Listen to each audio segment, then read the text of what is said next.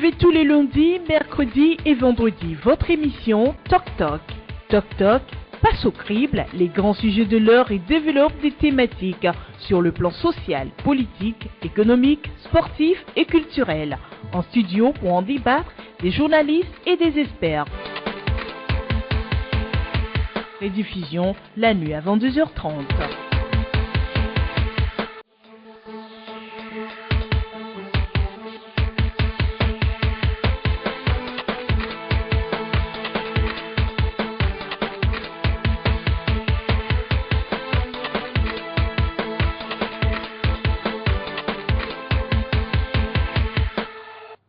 Bonjour à toutes et à tous, très heureux de vous retrouver en ce lundi du 12 septembre 2016, jour de la fête de la Tabaski, de l'Aïd el-Kébir, la fête de tous les musulmans du monde entier.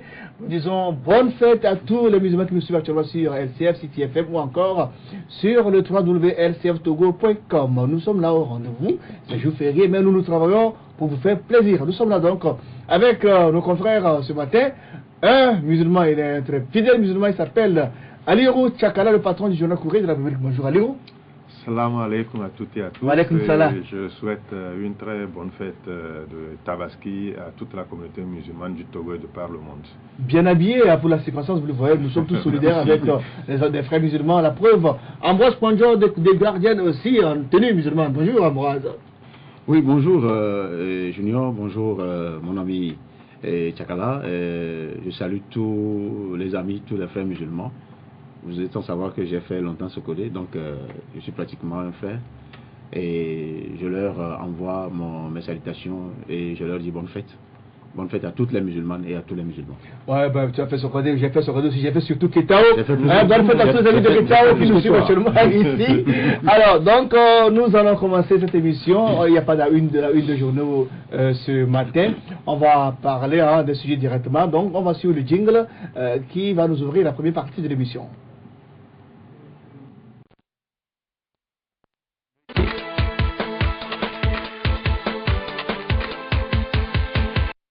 Bon, on va continuer. Le jingle de Entre nous confrères, si on peut l'avoir avant de continuer. Si on n'a pas, on peut continuer. Alors, on va entamer le sujet. On va parler d'abord brièvement de la nomination d'un nouveau directeur de communication à la présidence de la République en la personne de M. Toba Tanama. On le connaît, il est le patron de l'agence AG Partners. Comment avez-vous accueilli la nomination de ce dernier, Aliru Tchakala? Non, mais c'est au niveau de la présidence qui est une grande institution, il faut quand même un directeur de la communication. On a appris que l'ancien, que je connais très bien, est actuellement dans une situation un peu difficile parce que malade et on ne saurait laisser cette place-là vacante. Donc on a dû estimer porter le choix sur M. Tanama. Et on lui souhaite la bienvenue et ce que moi je voudrais dire ici, c'est qu'on laisse la personne travailler. Si elle a été nommée directeur de la communication, c'est au regard de tout ce qu'il sait faire dans le domaine. Donc qu'on le laisse travailler, qu'on laisse le directeur de la communication se consacrer aux questions de la communication. Et il faudrait aussi que ce ne soit pas de façon inclusive qu'il travaille. C'est qu'il faudrait aujourd'hui qu'il ratisse large. De façon exclusive, bien exclusive plutôt. Il faudrait qu'il ratisse large. Il faudrait que pour des questions qui ne sont pas aussi évidentes, qu'on mette certains à côté, qu'on mette d'autres, qu'on déroule le tapis rouge à d'autres. Donc je me dis que le président Faure, c'est un président à nous tous. On peut ne pas s'entendre sur certains points de vue, c'est tout à fait normal. Ce n'est pas au Togo seulement qu'on vit cela, mais c'est le père à nous tous et qu'on ne saurait mettre certains dans de bonnes grâces et oublier d'autres. Non. Je crois que M. Tanama, le nouveau directeur de la communication, va devoir s'appesantir sur ce sujet-là au point de ne pas trop faire fermenter les ressentiments qui sont déjà un peu fermentés, si je peux me répéter. Donc, on lui souhaite la bienvenue et on lui souhaite bon vent. Ambroise Ponjo, rapidement votre mot sur... Oui, je crois que d'abord, pour celui qui serait malade actuellement, je crois, moi, je lui souhaite une prompte guérison, parce que vous savez... Les gens pensent que quand vous êtes à la présidence, en tout cas je n'en sais rien, mais ce que je lis souvent, c'est que vous êtes dans de l'aile, du miel. Donc il peut y avoir des supputations, il peut y avoir des situations d'envie, il peut y avoir des choses. C'est ce qui se dit souvent. Et malheureusement, c'est ce qui arrive le plus souvent. Et que Dieu lui prête vie, qu'il revienne en parfaite santé. Mais au-delà de ça, je salue aussi la nomination d'un nouveau directeur de communication. Je crois que lui, tel que mon autre confrère vient de le dire, peut sonner le glas, d'ouvrir le champ à tous les journalistes, parce que moi je crois que dans des pays très civilisés, des pays qui se veulent démocratiques, la présidence est ouverte à tous les journalistes, mais ceux qui sont les plus critiques, même sont les plus coachés. Donc je crois que c'est le lieu aujourd'hui de lui souhaiter une très bonne mission et de ne pas regarder les gens, de ne pas regarder les ondits, de ne pas se fier aux ondits, mais de se focaliser sur un travail objectif. Et ce travail objectif doit être ouvert à tous les journalistes, sans exception, à toute la presse, sans exception, pour que le travail de la présidence, pour que la mission, le rôle que joue la présidence dans la gouvernance de ce pays puisse être vu par tous les Togolais, et non pas un certain nombre de privilégiés qui au final ne font que se faire la guéguerre entre eux là-bas à la présidence. Donc je crois que, moi j'ai dit la dernière fois qu'il faut que le chef de l'État, il faut qu'il prie, s'il a des pasteurs, s'il a des gens autour de lui qui doivent le protéger, ou si Dieu doit le protéger, c'est à travers certains hommes de Dieu. Il faut qu'il prie là-bas à la présidence pour éviter certains contre-coups, certaines situations désagréables. Donc je crois que beaucoup ne le savent pas, mais ça c'est la haute spiritualité. Il faudrait qu'il prie pour sauvegarder ce qui est de lui et écouter Dieu à un moment donné. Mais celui qui vient d'arriver, je crois qu'il fera ce qu'il peut pour sauver la situation et qu'on prie que l'autre retourne en vie. Alors, Tok Pramavoie félicite le nouveau directeur de la communication de la présidence de la République, M. Toba Tanama. On compte collaborer ensemble pour donc la venue radieux de la presse togolaise. Alors, on va aborder le premier sujet inscrit plutôt à la une de cette émission. Séparatif du sommet de la sécurité et de la sûreté maritime. Lomé se fait de plus en plus belle au fur et à mesure où la date du 11 octobre s'approche.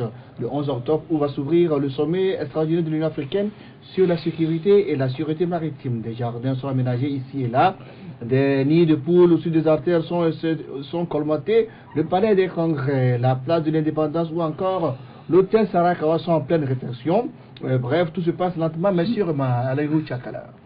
Non, c'est un événement de grande portée, au-delà même du continent africain. C'est un événement qui portera très loin les échos à travers les quatre coins du monde. Donc je crois que le Togo, c'est un honneur pour le Togo d'abriter ce sommet, après le sommet du millénaire qui a consacré la mutation de l'organisation de l'unité africaine en Union africaine. C'est le tout premier sommet d'envergure, 16 ans après que notre pays va abriter. Donc on se doit de faire la plus grande toilette. Les gens viendront nous regarder, donc on ne saurait laisser certains détails non faits pour que cela ne se retourne contre nous. Et ce sommet, franchement, moi je m'inscris là-dedans, je me retrouve dedans, parce que, quoi qu'on dise, l'avenir du monde entier se trouve dans les mers et océans. Aujourd'hui, quand on sait toute la richesse que renferment les océans, il va falloir quand même qu'on en prenne soin. Quand on sait que plus de 92% des imports et exports de par le monde sont faits par rapport à nos mers et océans, je crois que c'est vraiment inspiré ce sommet, et il faut que toutes les autorités, que tous les Togolais quand même s'attellent à faire de ce sommet une parfaite réussite, parce que c'est vrai, certains disent que bon, c'est un sommet un peu bijotivore, même il faudrait que nous passions par là. Le retour du Togo sur la scène internationale, sur la scène continentale, le retour du Togo au devant de la diplomatie diplomatie mondiale passe aussi par là. Donc je crois que il faut que le Togo marque un grand coup, et la toilette que vous voyez, ça va dans ce sens-là, ça va dans cette dynamique-là de pouvoir donner un meilleur look du Togo à la face de tous ceux-là qui viendraient pour prendre part à ce sommet. Donc, franchement, que la toilette, que toutes les institutions, que ce soit la mairie, que ce soit la NASAP et que ce soit d'autres structures quand même,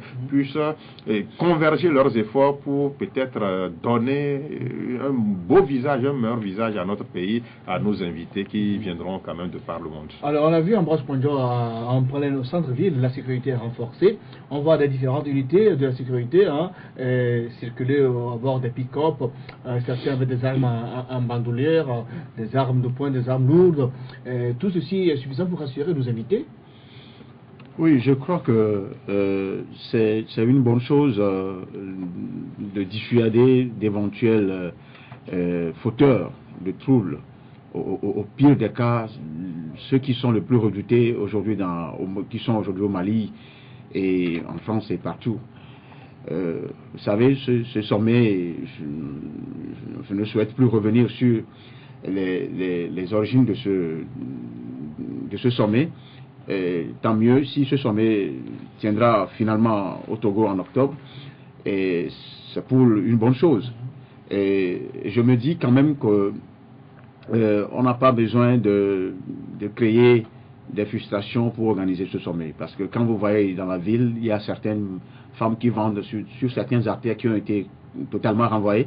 Il y a des choses qu'il faut faire de façon à ne pas créer une certaine animosité au sein de la population.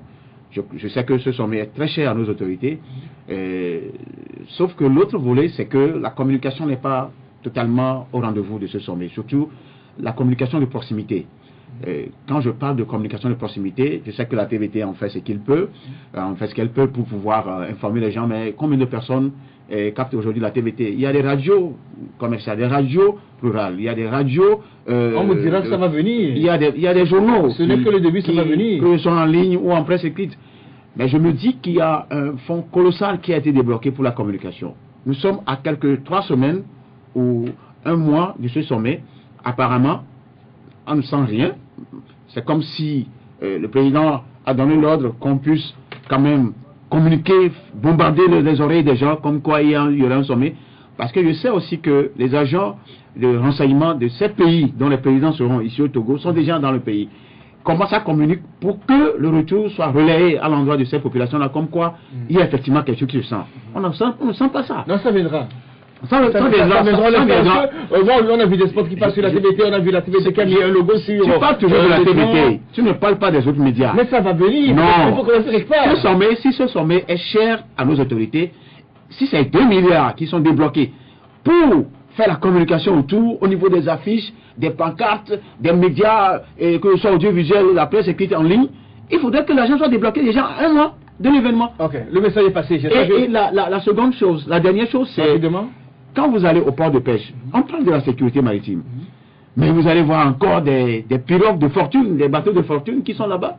Je crois qu'il est aujourd'hui important qu'à travers ce sommet, les choses changent à ce niveau-là, pour qu'on ait une pêche industrielle, pour qu'on puisse avoir en abondance de quoi manger dans nos ménages, et pour que, après ce sommet, l'image que le Togo va laisser, c'est d'abord la ville sera encore plus belle, c'est la première chose. Les hôtels sont rénovés, et ensuite, j'ai peur pour la facture qui sera laissée après le sommet. Qui va payer la facture? La question reste entière. Alors, Aliou, vous répondez rapidement. Non, je crois que mon confrère Ambroise a touché du doigt quelque chose de très pertinent. Et il s'agit de la communication. Ça dort. C'est un grand sommet. Vous voyez un peu ce qui se passe ailleurs. Au Sénégal, au Mali, quand il y a de petites rencontres de moindre envergure, vous voyez tout le matraquage médiatique qui se fait autour.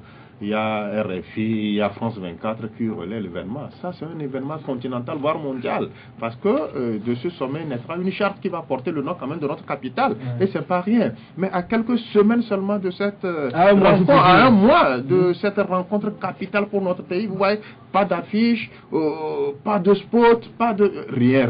Mais ça a commencé, je vous l'ai dit. Ça a commencé à quel niveau? À la TVT. Non, mais arrêtez ça. Je dis c'est un événement continental. C'est la chaîne publique du Togo. Oui, si. au Togo, on sait déjà... Mais est-ce que vous suivez les autres chaînes comme quoi c'est pas ça? Non, je suis tout le temps câblé, Okay. Et je vois comparativement à ce qui se fait ailleurs, je voudrais aussi que cette dynamique-là prévale dans notre pays. On ne peut pas, pour un tel sommet, croiser les bras et attendre tout ça là. Qu'est-ce qui se passe au niveau du ministère de la Communication? On ne saurait le dire, mais franchement, ça dort là-bas.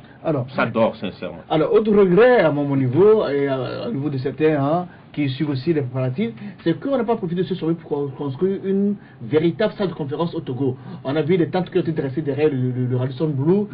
On a vu au Bénin, par exemple, c'est à cause de sommet qu'on a construit le centre international de conférence de Cotonou. On aurait pu profiter pour construire une vraie salle de conférence qui devait servir au lieu de service de palais de congrès, qui est devenu une salle de spectacle plutôt.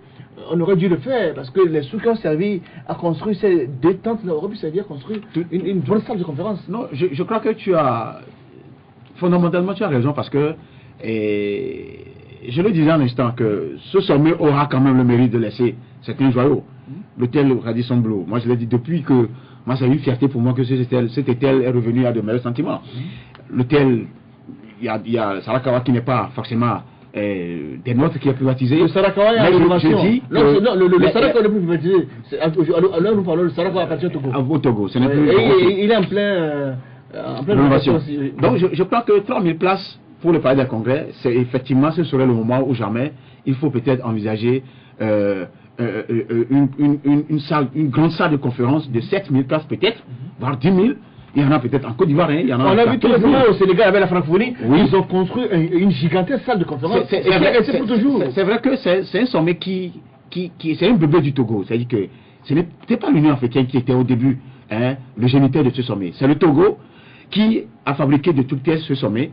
Et aujourd'hui, nous on avait critiqué de façon acerbe au début. Les ratés qui ont entouré l'organisation du sommet sans avoir avisé les autorités de l'Union africaine. La preuve, ce sommet a été reporté une fois, 2 fois. Aujourd'hui, c'est bien. Ils sont arrivés quand même à convaincre les chefs d'État par rapport à leur calendrier, à leur programme. C'est pourquoi aujourd'hui le sommet tient en effectivité entre le 10 et le 15 octobre. Du 11 au 15 octobre, pour être précis. Moi, j'apprécie ça. Mais je dis que effectivement, ce doit être une occasion au cours de laquelle on devait avoir.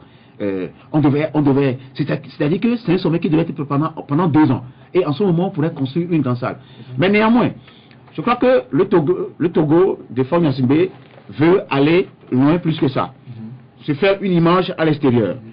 Mais j'aurais aimé qu'à travers ça, que l'image soit faite d'abord à l'interne. C'est-à-dire que les Togolais eux-mêmes savent, au plan politique, au plan social et économique, ce que le Togo de Faure Gnassingbé, son gouvernement, sont en train de fabriquer, sont en train de faire.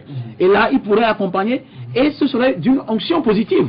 Si éventuellement, dans 5 ans, on ait une grande salle de conférence de 15 000 places.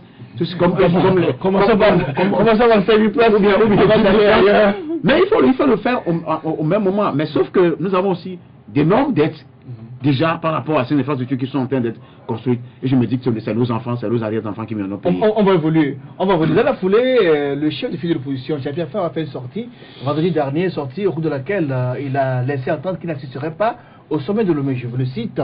Quel intérêt, moi, je n'ai pas de temps à perdre. Je vais toujours à l'essentiel, c'est comme ça que je mène ma vie, a déclaré Jean-Pierre Fabre. Comment réagissez-vous à ces propos? C'est l'autre raté, et ça ne me surprend pas. Ce monsieur s'est toujours singularisé de la sorte, au-delà de ces petites querelles de clocher, de ces petites querelles de leadership par rapport à telle ou telle autre question. Je crois que ce sommet engage le pays, le Togo. C'est l'image du Togo qui va prendre un bon coup.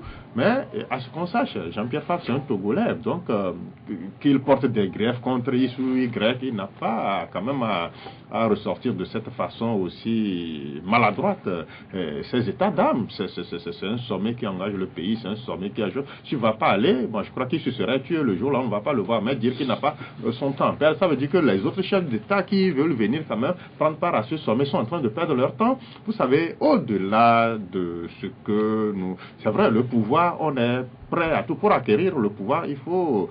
c'est des coups qu'il faut se donner. Il faut... je ne sais pas, déstabiliser l'adversaire. Ça, c'est de l'ordre normal des choses. Mais au-delà de cette course pour le fauteuil présidentiel, il y a quand même quelque chose que nous avions en commun. C'est le Togo. C'est le Togo qu'il aille rester là, à côté du président de la République, ou bien dans la salle à l'ouverture du sommet. C'est bien, s'il ne va pas, le sommet aura quand même bien lieu. Mais ce n'est pas la première fois qu'il se singularise de cette façon.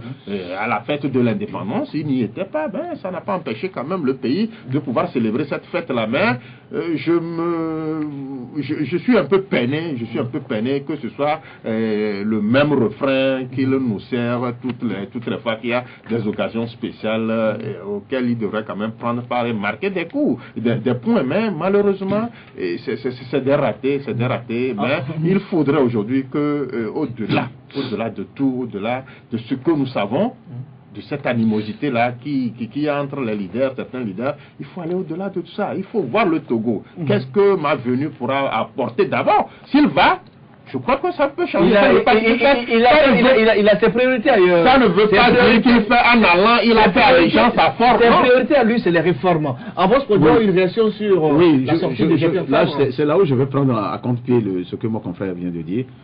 Vous savez, le Togo, la configuration politique du Togo, le fonctionnement n'est pas ressemblant à ce qui se passe en France ou au Sénégal.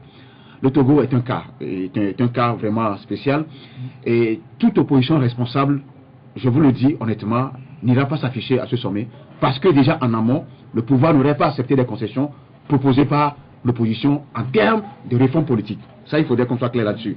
Et Jean-Pierre, je suis en train de faire une analyse dans un article qui va sortir jeudi.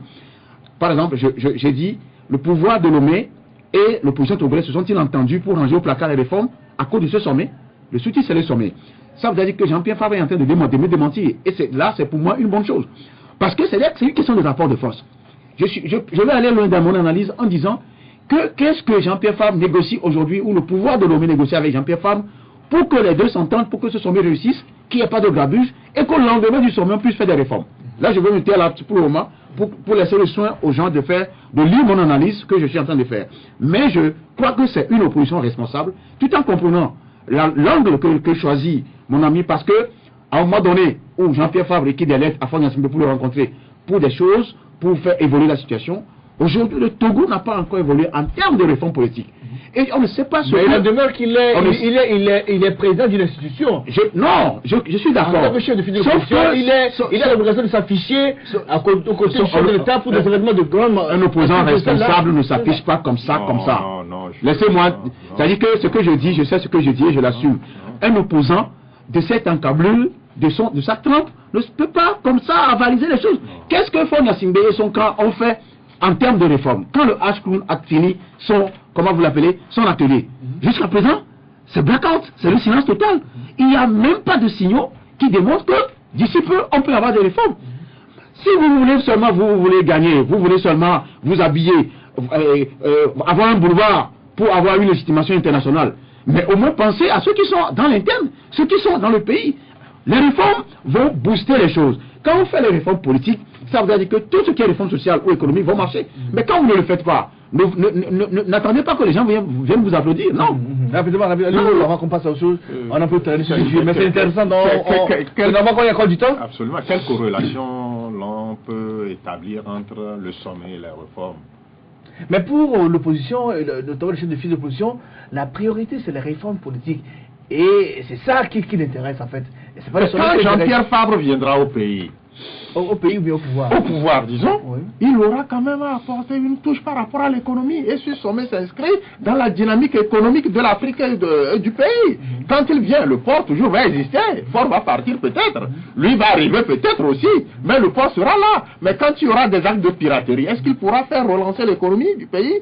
Quand on va vouloir exporter notre coton et que le coton sera raisonné par certains pirates, est-ce que quand on viendra déverser des déchets toxiques au niveau de nos mers et océans pour détruire la flore et la faune marine, est-ce que lui-même il sera à l'aise? Donc au-delà de tout, c'est vrai, je voudrais qu'on dissocie les réformes et le sommet. Le sommet, c'est pour une dynamique. Mais le gouvernement aussi aurait pu chercher la calmie en faisant ces réformes-là pour que les choses se tournent. Vous m'avez terminé ma question. Pour que les choses se déroulent normalement. Si vous voyez en ville, on a positionné des camions à citernes, à jet d'eau, donc ça veut dire que le problème s'attend qu'il y aura des manifestations et se prépare en conséquence. Pourquoi on doit faire les réformes et faire pour que les choses se déroulent normalement tranquillement? Vous êtes sûr qu'après les travaux de l'atelier du H-Cron, si on avait fait les réformes et qu'aujourd'hui on demandait à Jean-Pierre Favre de prendre part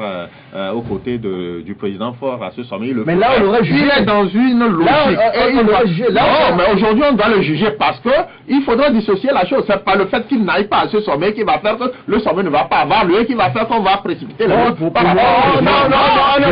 Non, je veux qu'on dise moi aussi la grève. Pour moi, je dis même que c'est trop calme.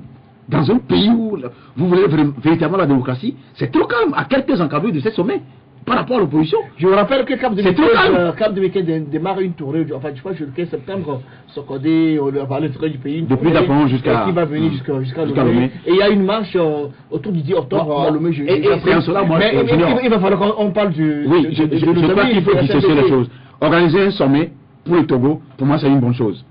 Autant bien même que je l'ai critiqué au début, parce que je sais que ce sommet va laisser des choses positives après. Sauf si la facture est bien régulée pour être bien payée. Par qui, je ne sais pas. Mais au même moment, ceux qui sont dans l'opposition sont dans leur rôle. Que voulez-vous? Vous voulez que les gens aillent applaudir qui? Ils peuvent le faire si éventuellement ce qui est demandé en amont est réglé. Ce n'est pas réglé. Et je dis que c'est trop calme d'ailleurs. À quelques semaines de ce sommet, c'est trop calme. Et je laisse le soin de lire mes analyses dans un prochain article. Merci Ambroise Pondé. On va dire un mot sur la grève à la SMPT. La Société Nouvelle des Phosphates du Togo, SMPT, est secouée par des grèves depuis un mois déjà. Les quelques 1500 employés de la société suspendent régulièrement leur travail depuis quelques semaines au sein des 3 principales unités de production, à savoir Pome, Harote et Dabati. Ces employés sont descendus dans les rues jeudi dernier pour, je cite, exprimer leur ras-le-bol et dénoncer l'esclavage qu'ils subissent. Nous ne sommes pas payés à la hauteur de notre travail. On nous exploite. Les salaires varient entre 35 000 et 241 000 francs CFA. Cette fois-ci, nous sommes décidés à aller jusqu'au bout, a averti Poro et Bou, porte-parole du personnel, nos confrères de l'agence France Presse.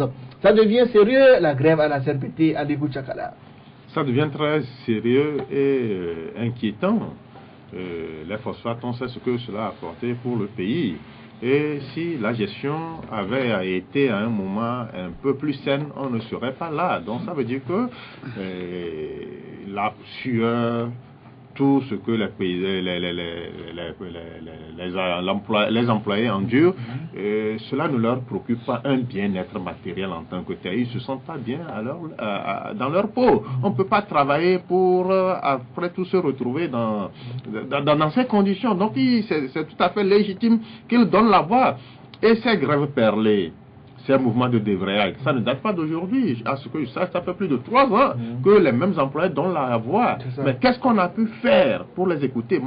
Moi j'estime que ça frise le mépris. Quand des gens donnent la voix, des gens qui sont censés créer la richesse de par leur travail, quand ils donnent la voix, c'est qu'il y a une situation qui ne va pas. Qu'est-ce que le ministre des Mines a fait? Qu'est-ce qu'on a fait au niveau même de la direction générale de la Société Nouvelle des Phosphates du Togo? Je vous signale que la direction générale a fait entrer en discussion avec les grévistes pour essayer de trouver une solution. Mais là aussi, on apprend, selon certaines indications, que on se prépare à faire un lock-out de la société et mettre les employés en congé technique, puisqu'on dit que le phosphate togolais ne trouve plus d'acheteurs comme avant. Il y a plus de 300 000 tonnes de phosphate qui attendent d'être achetées, personne n'achète. Et du coup, c'est compliqué de satisfaire les revendications des employés. Non, c'est là que je m'en vais me prendre un peu à la direction générale. Quand on fait la rétention de l'information, on finit toujours comme ça. Il faut toujours partager les informations avec les employés, ceux-là qui créent la richesse, ceux-là qui travaillent, ceux-là qui suivent au et pour donner une certaine aura à cette société nouvelle. C'est vrai, le boom phosphatier, on l'avait connu, ça, le phosphate, ça avait fait son temps. Maintenant, ce n'est plus ça. Les cours mondiaux sont un peu tendus, le phosphate ne se vend pas. Mais pourquoi ne pas partager ces informations avec les employés et que d'attendre que quand ces gens-là vont donner la voix avant qu'on ne s'empresse de dire que non, les cours sont tendus, qu'il y a 300 000 tonnes de de phosphate qui attendent preneurs, tout ça. Là, moi, je trouve que c'est pas sérieux. On essaie de se... C'est vrai, la situation des phosphates, les cours mondiaux ont chuté de façon considérable. Mais au-delà de ça, il faut aller vers les employés. Il faut leur expliquer, il faut un exercice pédagogique. Il faut informer ces gens-là que voilà la situation qui prévaut. Donc, on est obligé de consentir des efforts. Mais ce qui est un peu paradoxal, ce qui est un peu triste, c'est au moment où les employés donnent le ton, donnent la voix pour qu'on puisse arranger leurs conditions, qu'on a appris que le sieur Kézier, le DG, se serait tapé une voiture haut de gamme de plus de 60 millions. Là, les employés ne sont pas dupes. Au même moment où vous nous soumettez à un dur régime, au même moment, la direction générale n'a pas quand même... C'est un DG pas rouler dans 2 chevaux quand même. Il faudrait que le haut donne l'exemple. Il faudrait toujours que le sommet donne l'exemple. On ne saurait imposer cette cure-là à la base, et au même moment, on va voir les gens prendre toujours de l'embonpoint, vivre comme si rien n'était là. Ça fait problème. Donc, je trouve normal quand même que ces gens-là, et les employés, montent au créneau et donnent la voix. Donc, il appartient maintenant à la direction générale de prendre ses responsabilités. Et s'ils ne la prennent pas, c'est qu'ils sont incapables et il faut les balayer et puis reposition de nouvelles personnes. Question maintenant, selon les syndicats d'employés de la SMPT, une grève de 24 heures dans cette société engendre une perte sèche d'environ 150 millions de francs CFA. Or, il y a déjà eu plus d'une semaine d'arrêt de travail depuis le mois d'août. Ça craint sérieusement Ambroise Mondjo. Oui, je crois que... Moi, est-ce que je me pose la question, est-ce qu'il n'y a pas une autre préoccupation de compétences de gestion même de cette structure? C'est la plus grande structure d'État depuis les années 70, à ce que je crois, et j'estime que cette structure a servi à construire des éléphants blancs dans ce pays. L'hôtel des févriers, l'hôtel Sarakawa, et l'hôtel de la paix, éléphant blanc. Non, qui n'est plus. Donc je crois que fondamentalement, pour moi, ça pose un problème de gestion. D'abord de compétences et de gestion. Maintenant, les employés qui demandent des primes, c'est des primes. Les gens ont des bras coupés, les gens sont aujourd'hui handicapés à vie, certains sont morts dans cette histoire. Et au-delà de ça, il y a d'autres incidences sur les riverains. Quand vous allez au niveau du littoral, il y a des enfants qui ont des dents jaunes. Tout ça là, c'est vrai que c'est les dégâts collatéraux de la gestion, de la mauvaise gestion de la chose. Maintenant, est-ce que ce phosphate qui est aujourd'hui stocké, qui n'est pas encore vendu, est-ce que ça se rapporte à la qualité du produit, ou c'est le management même de ceux qui sont à même de gérer la structure et de l'exporter qui pose problème? Si moi je pose le problème en ces termes, c'est parce que aujourd'hui, si on arrive quand même à écouler ce que nous avons comme produit ou stock, on pourrait quand même satisfaire un tant soit peu ceux qui sont là. Et le problème ne date pas d'aujourd'hui. C'est pourquoi je dis qu'il y a un problème de gestion. Vous avez des mêmes personnes qui sont dans plusieurs conseils d'administration, qui sont aussi là-bas, d'autres qui ont d'autres responsabilités, qui sont là-bas, qui n'ont pas la liberté ou qui n'ont pas une certaine efficience d'esprit de bien gérer cette grande structure, je dis bien, qui a changé de nom dans moins de 10 ans, on a au moins eu 3 ou 4 noms. Donc je dis que le Togo, on a un problème de gestion de nos structures d'État au Togo. Il va falloir que Fonia Singbe et son gouvernement puissent y plancher rapidement et sauver la situation. Parce que ces gens-là qui sont en train de crier risquent d'être mis au carreau. Et si éventuellement ces messieurs sont mis au carreau, il y aura un front social qui s'ouvre comme ça. Et c'est les familles qui vont en pâtir par après. Merci à Ambroise Mondjo. Je rappelle qu'ils sont environ 1200 employés à la SMPT. Et les employés de la SMPT exigent la revalorisation des salaires conformément à la grille de la Convention interprofessionnelle du Togo. Ils réclament également des tenues vestimentaires et des chaussures de sécurité ainsi que des primes de production et de rendement. Nous y reviendrons mercredi en parlant d'autres aspects de cette grève, de cette grève perlée à la SMPT. Mesdames et messieurs, nous allons marquer une pause. Derrière notre invité, M. Gérard Adja, il est le premier vice-président de l'organisation pour bâtir l'Union Togo solidaire, au but le parti de Aboué Kodjo.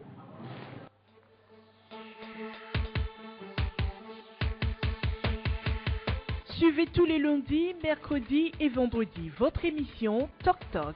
Toc Toc passe au crible les grands sujets de l'heure et développe des thématiques sur le plan social, politique, économique, sportif et culturel. En studio pour en débattre des journalistes et des experts. Rediffusion la nuit à 22h30.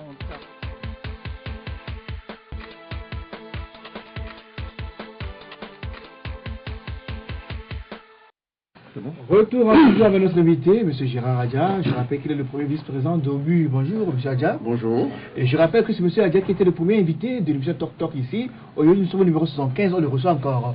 Ça fait plaisir. Oui, vraiment. Je le disais à celui qui me conduisait quand j'arrivais que j'ai été le premier invité à cette émission que vous avez démarrée et que je vous félicite parce que ça tient bon et beaucoup de gens aiment ça. Donc, je voudrais profiter pour saluer tous nos amis musulmans qui fêtent aujourd'hui la fête de Tabaski. Et bonne fête à tout le monde, à nos frères et sœurs musulmans. Merci. Bonne fête à tout le monde. Alors, M. Adja, votre parti OBU a fêté tout récemment notre anniversaire. Sur les bougies de plus tout récemment, vous avez fait une grande sortie. Il y avait beaucoup de manifestations. Et après, que devient OBU? OBU devient OBU, OBU reste OBU. Nous sommes là, nous travaillons sur le terrain en matière d'information et puis de sensibilisation de nos militants. Actuellement, je crois que la jeunesse du parti est en train d'organiser un tournoi, un grand tournoi au niveau de Zanguera. Et puis également, ils sont en train de mettre en place des bureaux fédéraux un peu partout dans la zone de Lomé et puis ses environs. Et nous travaillons sur ce plan-là en informant, en sensibilisant surtout, en disant aux gens que la politique, il faudrait que nous la fassions autrement. Parce que aujourd'hui, il faut constater un certain échec, l'échec de la classe politique. Parce que je disais au chef de l'État en 2013, lors de présentation de vœux, qu'il y a nécessité qu'il fasse en sorte que le pays soit réconcilié, que les Togolais soient réconciliés entre eux, et qu'il crée un climat de confiance entre les Togolais. Parce qu'on ne peut pas développer un pays sans que les citoyens se fassent confiance. Et sans qu'il y ait un minimum de confiance entre les acteurs politiques, entre l'administration et les administrés, entre tous les citoyens. Et donc, je crois que ce vœu reste non satisfait jusqu'à ce jour parce que si nous voyons la manière dont les choses se passent aujourd'hui, c'est comme si les Togolais se divisent davantage. Il y a davantage de division entre les citoyens togolais et ce n'est pas une bonne chose. Donc c'est une nécessité aujourd'hui que nous réfléchissions vraiment pour aller à la réconciliation, réconcilier les Togolais. Avoir des pensées différentes ou des visions différentes ou de points de vue différents ne veut pas dire qu'on ne va pas aimer son pays et qu'on ne va pas accepter certaines choses qu'on peut faire ensemble. Donc il faut qu'on arrive à trouver le point d'ancrage où se situent nos intérêts communs, où se situent les intérêts du peuple togolais, pour qu'ensemble, nous travaillions à cela. Nous devons développer ce pays en nous considérant comme des frères et sœurs. Nous devons développer ce pays en nous considérant comme tous des citoyens. On ne doit pas exclure certaines personnes. Et je crois que c'est la politique d'exclusion qui fait qu'aujourd'hui, il y a tellement de frustration, il y a tellement de non-engagement de certains Togolais et de découragement. Et donc, il faut travailler à ce que le Togolais comprenne que nous sommes tous les mêmes. Nous devons travailler pour développer notre pays et dans l'Union. Et c'est ce travail-là que nous faisons sur le terrain. Depuis 2013, vous avez opté pour une nouvelle politique. On vous sent plus modéré. Et votre président, de temps en temps, le chef d'État le sollicite pour des missions à l'étranger. Et avec tout ça, vous n'avez pas l'occasion de le dire, de lui passer ce genre de message? Oui, justement, nous le faisons et nous continuons pas à le faire. Vous savez, la politique, ce n'est pas parce que vous étiez allé dire quelque chose une fois que ceux qui sont les tenants du pouvoir le font tout de suite. Eux aussi, ils ont l'intérêt. Mais nous disons, chacun peut avoir son intérêt. Mais il faut que l'intérêt national, l'intérêt supérieur de la nation, soit au-dessus de tout. Et c'est ça notre credo. Et c'est pour ça que nous avons d'ailleurs modéré notre façon de nous opposer aujourd'hui. Mais je dis quelque chose, c'est que le chef de l'État, il peut comprendre le message. Il peut passer le message à son niveau immédiat. Mais il faudrait que les Togolais aient aussi la possibilité de se départir de la peur. Parce qu'on a l'impression que la peur fait que les gens n'ont pas le courage de faire un minimum d'efforts pour aller vers les autres et comprendre qu'est-ce qu'ils veulent, qu'est-ce qu'ils ont comme projet, qu'est-ce qu'ils ont comme idée à proposer à l'ensemble de la nation pour faire avancer le pays. Parce que si vous allez dans certaines sociétés et vous apportez de belles idées, de belles initiatives, de belles opportunités, et on vous dit que, écoutez, celui-là, il est de l'opposition, donc on ne peut pas travailler avec. Ça fait très mal. Alors que, vous savez... Et c'est une réalité au Togo aujourd'hui. C'est une réalité au Togo, et nous devons travailler pour briser ça. Et donc, tant qu'on n'aura pas brisé cet aspect, ou bien cette façon de se comporter, je crois que nous demeurerons dans la médiocrité. Et c'est ce que nous voyons parfois dans certaines administrations, à certains niveaux de certaines sociétés, que les choses ne marchent pas. Et il y a des compétences pour faire marcher, mais étant donné que ces compétences sont de l'autre côté, ils ne sont pas nécessairement du côté du pouvoir, on estime qu'eux, ils n'ont pas le droit à la parole, ils n'ont pas le droit de faire des propositions, et on reste dans la médiocrité, ce n'est pas une bonne chose. Notre pays doit avancer. Nous devons travailler ensemble à ce que ça avance. Donc voilà un peu, nous, notre position, notre leitmotiv aujourd'hui. Il faudrait qu'on laisse tomber cette politisation à outrance de l'administration, de la façon de travailler dans le pays, et que nous fassions un effort pour réconcilier tous les Togolais. On mise sur la compétence. Et miser sur les compétences de tous les Togolais. De quel bord que les gens soient, s'ils ont des idées pertinentes, s'ils ont des propositions pertinentes qui peuvent faire avancer le pays, pourquoi ne pas essayer? Alors, oui, d'abord je salue M. Adja, et je crois que l'idéologie qu'il vient de développer, certes c'est bonne, mais ma première question, je voudrais juste savoir qu'est-ce qu'il met dans faire le Togo autrement. Et ma seconde, c'est ce discours qu'il vient de tenir. Beaucoup de leaders politiques l'ont tenu dans ce pays. Je parle de Jekris Olympio, je parle de Edem Kodjo, mais ces messieurs aujourd'hui sont rangés du côté du pouvoir. Est-ce qu'il n'y a pas la peur de voir demain, avec Bome Kodjo, que je connais très bien, qui est un bosseur, se retrouver finalement dans le camp du pouvoir, comme les autres l'ont fait, et tel que je le connais, qui veut se battre pour ce pays, se ranger carrément du côté du pouvoir? Vous savez, ce n'est pas se ranger du côté du pouvoir. Je crois que nous travaillons en étant du côté du peuple. Qu'est-ce qui arrange le peuple togolais? Ce que nous disons, je crois que c'est dans l'intérêt supérieur du peuple togolais, et nous continuerons de le dire. Ce que vous dites par rapport à Edem Kodjo, par rapport à Jekris Olympio, si nous sommes sérieux, si nous sommes honnêtes, nous devons reconnaître quelque part que ces deux messieurs dont nous citons les noms n'ont pas toujours tort dans leur façon de voir les choses. Ils n'ont pas eu tort d'avoir pensé de cette manière-là, mais c'est peut-être la maturité politique du peuple togolais, ou bien le formatage qu'on a fait de notre peuple à un moment donné, pour dire que les mauvais sont d'un côté et les bons sont de l'autre côté, qui a fait que on est méfiant les uns envers les autres. On ne peut pas se côtoyer à un moment donné dans ce pays, et jusqu'à présent d'ailleurs. Vous ne pourrez pas voir un garde de l'UFC s'approcher d'un garde de GRPT, ce n'était pas possible. Dès que vous vous approchez un tout petit peu, de l'autre côté on vous tasse de vendus, de ce côté également on vous tasse d'opposants. Mais depuis 2010 ça a changé. Bon, ça n'a pas véritablement changé. Vous savez, on a vu les militants de l'UFC qui sont préfets, qui sont ministres, qui sont dans l'administration, et donc bon, c'est bon. Non, ce n'est que quand le parti UFC a accepté de rentrer dans un partenariat avec le parti RPT pour conduire l'accord RPT pour conduire une action gouvernementale ensemble, qu'on a vu ce rapprochement. Mais nous pensons qu'il faut aller plus loin. Il faut aller plus loin, et nous devons faire du côté de l'opposition pour savoir que il n'y a pas que dans l'autre côté où il y a des mauvais. Il y a aussi des mauvais peut-être chez nous. Et du côté du pouvoir également, ils doivent savoir que la politique d'exclusion crée toujours des frustrés. Et quand les frustrés augmentent au jour le jour, nous-mêmes nous sommes victimes à un moment donné.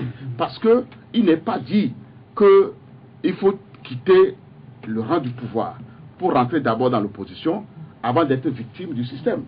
On peut être dans le système, être victime à un moment donné. Il y a des exemples. Lorsque des injustices se créent, se font, et on ne les dénonce pas, on ne les corrige pas, on est soi-même victime de l'injustice à un moment donné. Donc c'est tout ça là que nous devons éviter, travailler à ce qu'il y ait la confiance et travailler pour la réconciliation. Donc le discours de M. Edem Kodjo et de M. Jekris Olympio, ce n'était pas un faux discours. Et donc Bome Kodjo aujourd'hui, il travaille pour que il y ait cette, je ne dirais pas collaboration, mais cette compréhension de la chose politique pour dire que c'est l'intérêt du pays d'abord qui est essentiel. Travaillons à ce que les Togolais se réconcilient, se fassent confiance, et que ceux qui sont au pouvoir ne considère pas ceux qui sont dans l'opposition comme des ennemis, et vice-versa, et pour que notre pays puisse avancer.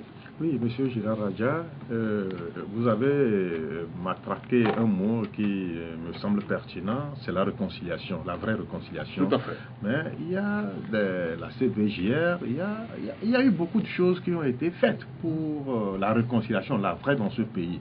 Mais jusqu'à ce jour, on constate que ce n'est pas encore au rendez-vous. À votre niveau, en tant que politique, ça grince à quel niveau? Je dirais que ça graisse du côté du pouvoir.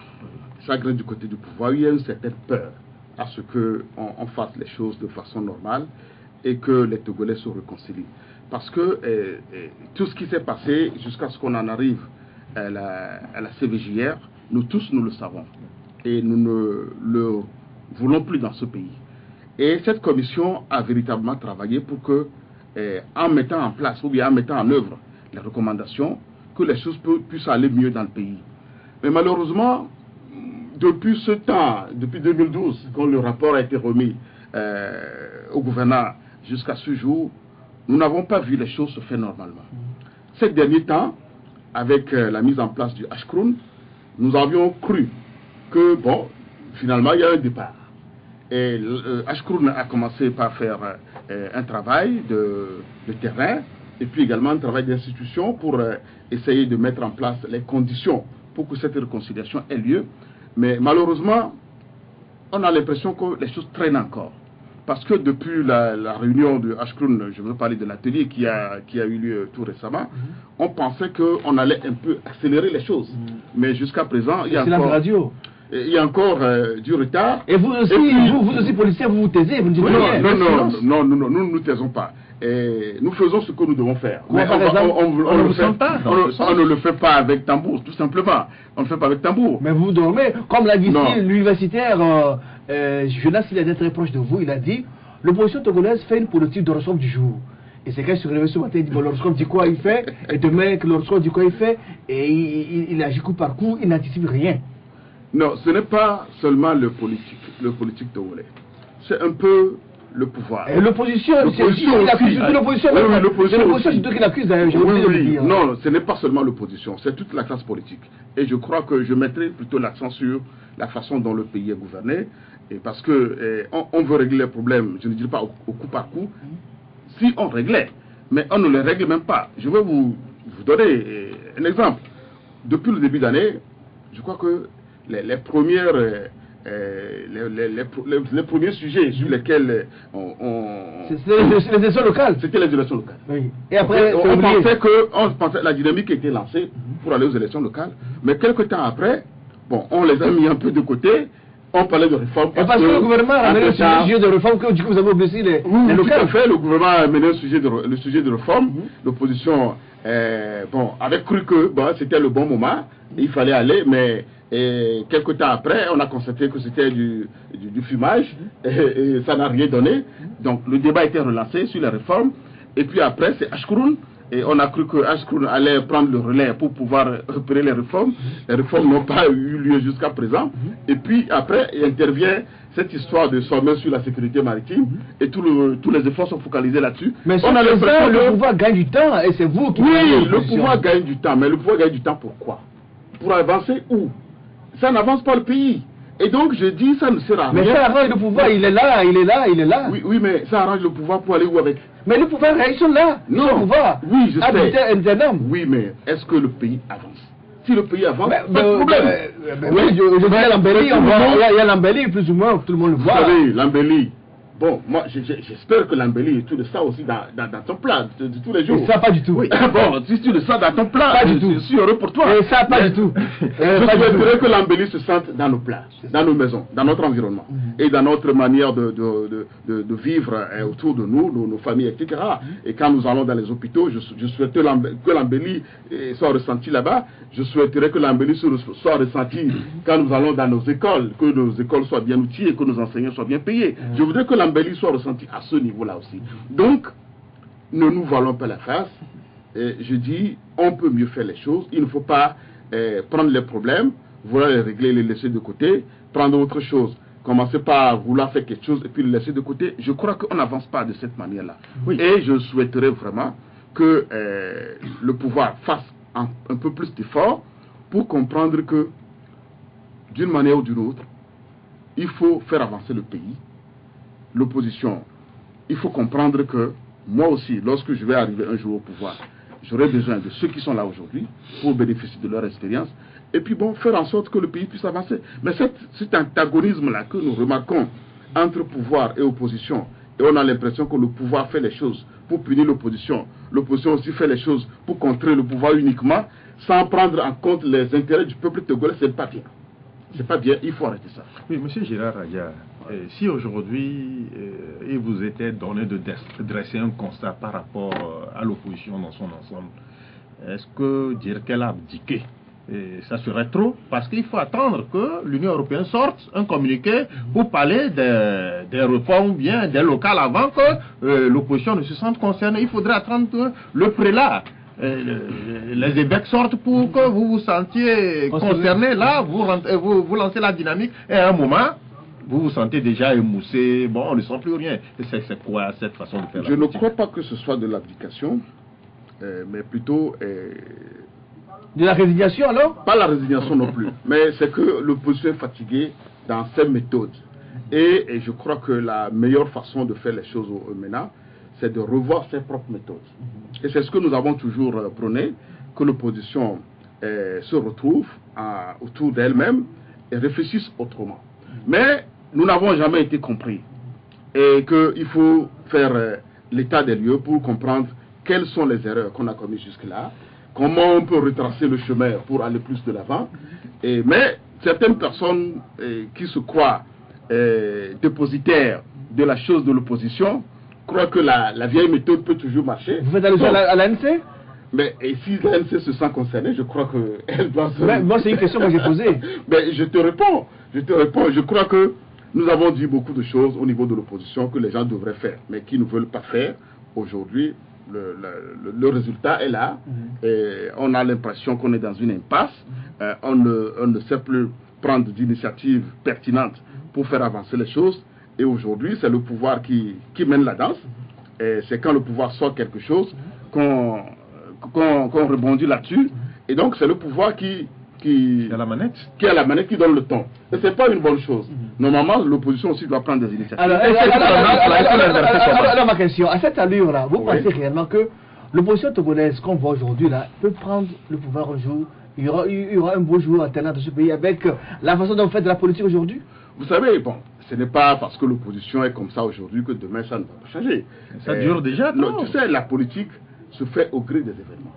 Un événement peut subvenir de façon subite, c'est ça, et l'opposition peut se réorganiser. Ça, c'est le temps, et c'est pas évident de faire 100 ans aussi. C'est comme ça aussi que ça se fait en politique. La politique se fait au gré des événements. Mais ailleurs, on a vu des éléments qui ont dû changer. Par exemple, pour le Gabon, il a fallu que Japing quitte le PDG pour venir au niveau de l'opposition pour que la dynamique change. C'est pareil pour le Bénin, où Patrice Talon qui a quitté la barque Yahi Boni pour venir prendre le pouvoir. Alors, doit-on attendre un jour qu'un baron du Nil quitte le pouvoir pour venir donner une nouvelle dynamique à l'opposition togolaise? Pourquoi pas?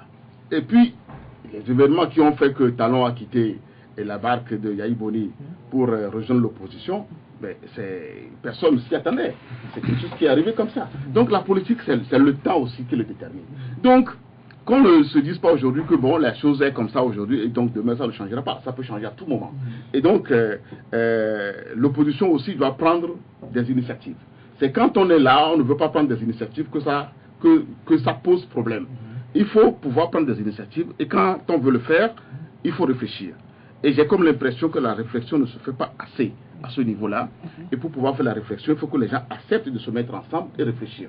Mais quand cette initiative-là aussi, les gens le refusent, je ne vois pas comment ça va se passer, mais je dis que des événements créent la politique et la politique se fera toujours au gré des événements. Pensez-vous, M. Gérard Adja, que la réconciliation qui vous est très chère puisse être réalisée véritablement sans avoir fait les réformes du côté du pouvoir? Non, les réformes sont nécessaires pour que la tension politique baisse et qu'il y ait une certaine cohésion ou une certaine orientation politique que tout le monde accepte, ce que nous appelons le consensus. Il faut que le consensus, on arrive à l'obtenir de part et d'autre pour savoir que dorénavant, voilà la direction dans laquelle nous nous voulons tous évoluer. Et donc, les réformes, nous estimons qu'elles sont nécessaires et indispensables. Mais quelles réformes? Il ne faudrait pas que nous nous limitions aux réformes telles que certains politiques le conçoivent.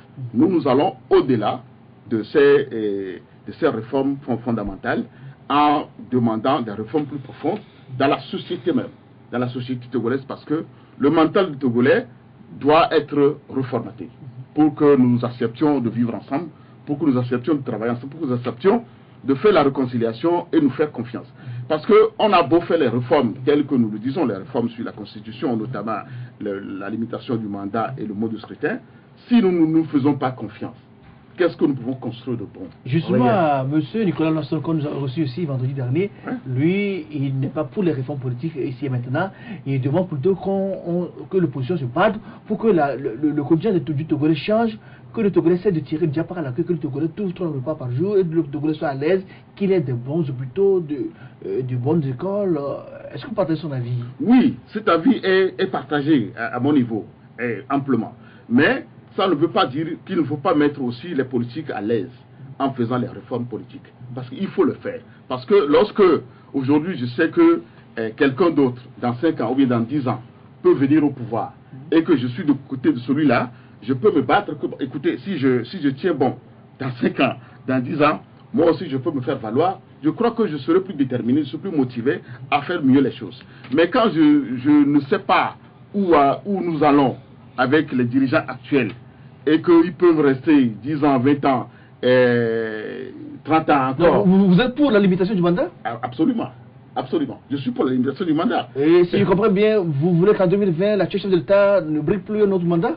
Ce n'est pas, la limitation du mandat ne veut pas dire nécessairement que Faure Gnassingbé ne doit plus briguer un mandat en 2020. Si la Constitution le lui permet, tout dépendra de la façon dont nous allons construire cette Constitution. Vous, à Obu, que voulez-vous par rapport à ça? Vous, à Obu, votre position par rapport à ça? Nous voudrions qu'il y ait la limitation du mandat. Que la Constitution prévoit dorénavant que le mandat soit limité à 2. Nous l'avons exprimé partout ailleurs. Et nous le voulons. Et que le compteur soit mis à 0, comme le demande UNIR? Ça dépendra de comment la réforme va être faite. Ça dépendra de comment. Si nous allons par exemple à un référendum. C'est quoi votre préférence, vous, par exemple, à Obu? Notre préférence, c'est que nous allions carrément à une nouvelle république pour que les choses puissent être redéfinies autrement, parce qu'il y a beaucoup de réformes qu'il faut envisager dans le cadre actuel. Et donc, si nous tenons compte de tout ce qui a été dit au niveau de Ashkroun, je pense que nous serons pour qu'il y ait une nouvelle république. Donc une cinquième république avec donc la possibilité pour Faure Gnassingbé de faire 2 nouveaux mandats. Oui, la possibilité pour qu'il puisse le faire, mais ça ne veut pas dire qu'il doit le faire nécessairement. Parce que si lui-même se sent que ce qu'il a fait jusqu'à présent n'a pas donné un résultat satisfaisant aux Togolais, les Togolais peuvent lui-même se désister. Mais lui pense qu'il fait du bien pour le Togo. Et donc, tout comme il peut aller, il veut rester. Tout comme il peut aller, et si les élections sont transparentes avec les nouveaux tests que nous allons avoir, les Togolais peuvent le sanctionner. Que bon, écoutez, vous pensez que vous avez bien fait, mais nous autres, nous pensons que vous avez mal fait. Donc, stop, vous ne pouvez plus continuer. Mais on a vu au Gabon, Ali Bongo, visiblement, a été battu. Mais il s'impose, il est là, il se maintient. Nous voulons construire une démocratie. Et quand nous voulons construire une démocratie, il faudrait que nous soyons d'accord pour accepter les textes de la démocratie. Donc, nous autres, nous disons que ce qui a été fait jusqu'à présent, il y a eu des erreurs de part et d'autre. Et c'est pour ça que l'actuel chef de l'État continue de rester au pouvoir. Les erreurs, nous les avons commises à un moment donné. Et eux aussi, ils ont poussé les autres à commettre les erreurs pour faire ce qu'ils sont en train de faire aujourd'hui.